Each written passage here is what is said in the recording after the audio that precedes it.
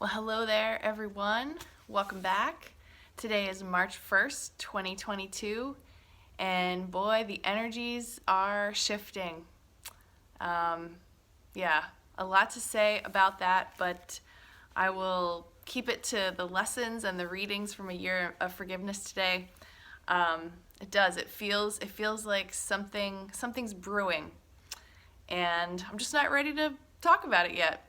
But I will say that this morning I did brush my teeth with my left hand again, and it was still weird, but I'm enjoying shifting this. And actually, someone left a comment that has to do with like both sides of the brain and kind of like rewiring these pathways.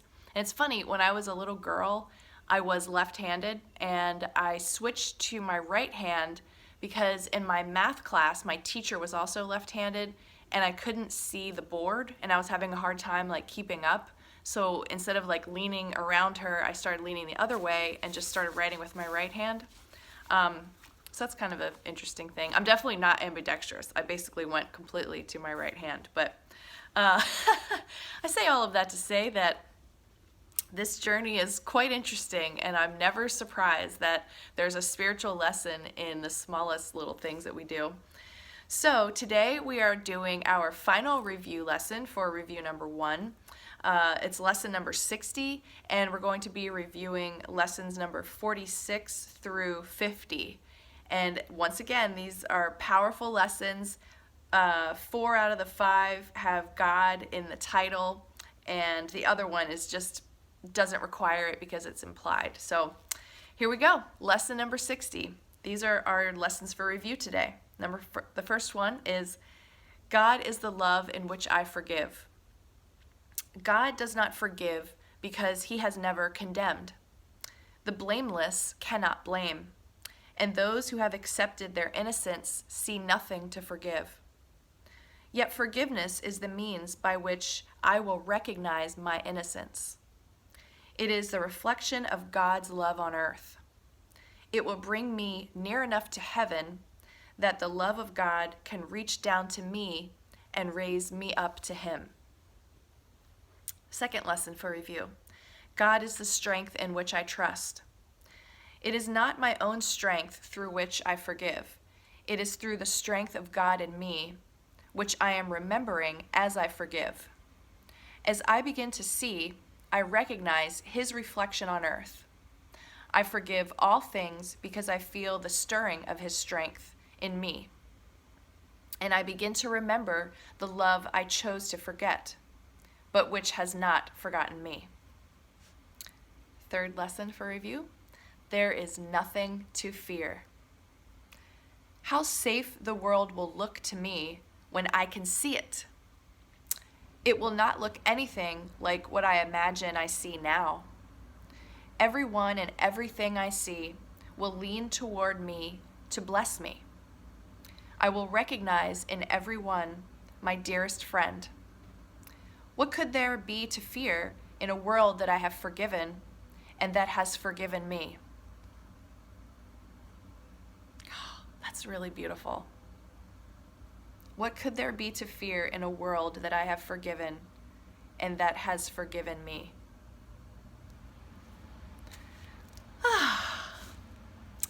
Fourth lesson for review. God's voice speaks to me all through the day. There is not a moment in which God's voice ceases to call on my forgiveness to save me. There is not a moment in which his voice fails to direct my thoughts, guide my actions, and lead my feet.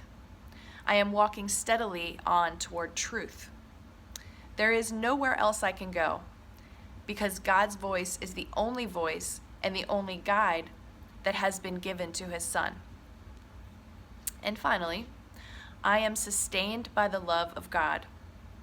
As I listen to God's voice, I am sustained by his love. As I open my eyes, his love lights up the world for me to see. As I forgive, his love reminds me that his Son is sinless. And as I look upon the world with the vision he has given me, I remember that I am his son. All right, that's Course in Miracles, lesson number 60. So now let's check out A Year of Forgiveness, lesson number 60. You are blessed beings indeed. I am that one that you know as Jesus. As you walk along this path, you will reach stumbling blocks. These are issues assigned to you to deal with in this incarnation. Now, many of you are dealing with multiple lifetimes of issues that have been ignored or that you could not master, and they have appeared in this incarnation. Many of you are having difficulty with this particular time in this particular part of your life because before you came into this incarnation, you decided you wanted to deal with as many things as possible to clear as much as possible for various reasons that we are not going to get into at this time. I'll just insert right here that I believe this book was written these channeled messages came in 2019 before the big AIDS corona thing. I think that what he's saying to us here is we all came in during this time, during these very highly energized, charged times, to deal with all of our stuff, to clear it all in this lifetime because the energies are so powerful on the planet.